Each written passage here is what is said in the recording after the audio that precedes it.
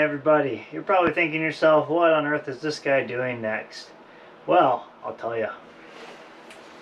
Up next is we're taking a universal gas strut from AutoZone that's super hard to compress, and we're going to put that under the bed here so that it lifts the bed up and assists with the lift when we do want to look underneath it, but also well, when it's fully loaded with the mattress and things like that, will just stay in place.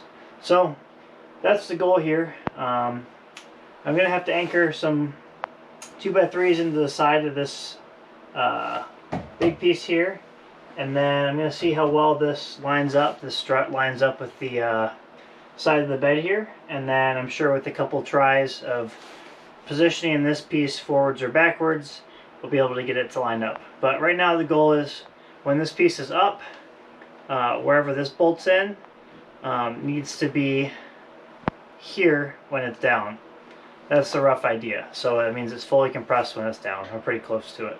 So that's where we're going to start, and then we'll do the other side next. So enjoy. We'll see how it goes.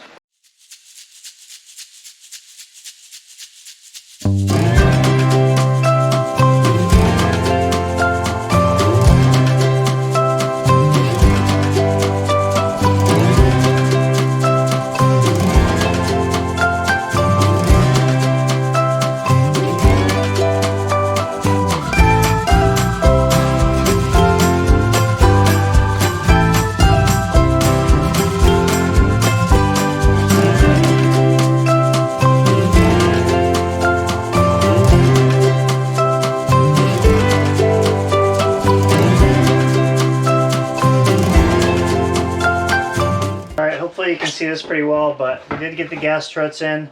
I'll walk you through kind of how they work, but they're pretty straightforward. Just like on the trunk of your car, when you get to a certain point, it starts basically taking the load from you and lifts up the rest of the way, and then it should have enough strength to stay propped when it's up. Basically, I added 2 supports on the bottom here that it's screwed into, and then I reused the extra door latches up top here to make a bolted joint and a hinge. So basically this is supported on the bottom side of the center beam on the bed, and then these are just some grade 8 bolts or whatever I had laying around from rebuilding an engine. So it's one on each side, and hopefully when we get this bed in here, it lifts it up just as easily.